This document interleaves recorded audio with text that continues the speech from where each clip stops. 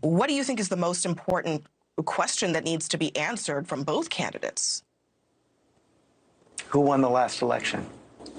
Yeah. Very simple. It is very simple. And Trump's team will call that rigged and gotcha and everything else. But Trump still says he won the 2020 election, so it's a fair question. So it's a question about January 6th. That is going to set the tone for everything else. Here's how Donald Trump has answered in the past. We're not going to allow them to rig at the presidential election of 2024. They ought to, you know what they ought to do? They ought to release the J6 hostages. They've suffered enough. Can you see the spirit from the hostages? And that's what they are, as hostages. They've been treated terribly. With us now, George Will, NewsNation senior political contributor, Pulitzer Prize winning columnist. Welcome back, sir. Good to see you. Given the state of play right now, who has more of the ability to land a knockout blow and who has more of a risk of striking out? I believe Mr. Biden, because this is a strenuous period in his life. He's gone back and forth to Europe. He's going to get up there, and for 90 minutes, he cannot make a mistake, and he knows he cannot make a mistake. There's something ghoulish, Leland, about this nation watching its chief executive and wondering if he can hold it together for 90 minutes. Does simply holding it together enter into he's answered the age question and now everybody has to move on? Yes, I think if he gets through this and he has some Adderall moments, that is, moments of almost excessive energy, as he showed in the State of the Union address, that will enable people to say, well, he passed that test and we can go on. It's hard to see how Mr. Trump can injure himself in the same way.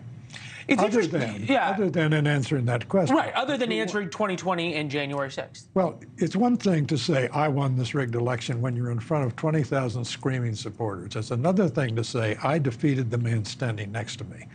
The follow-up question then would be, okay, Mr. Trump, if Mr. Biden's not the legitimate president, does that mean that all the laws enacted over his signature are illegitimate somehow?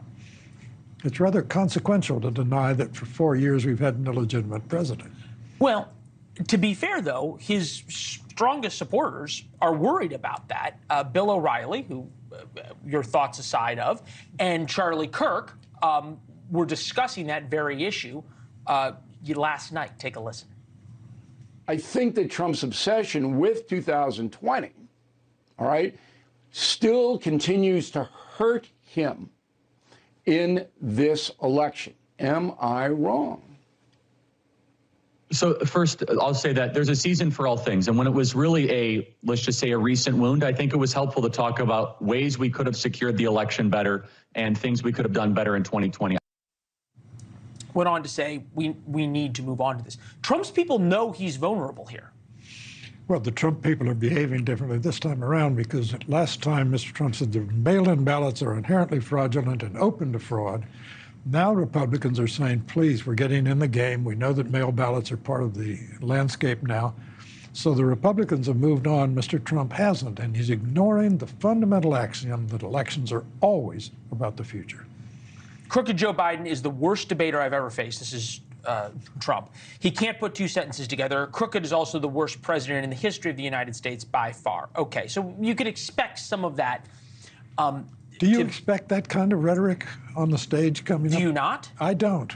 I think Mr. Trump this time around has more adult supervision in his camp, and I think they're going to tell him the country would really be interested in seeing a gentleman, as close as you can approximate a gentleman. That is someone who is not an embarrassment in your living room and you don't want to shield the children's eyes.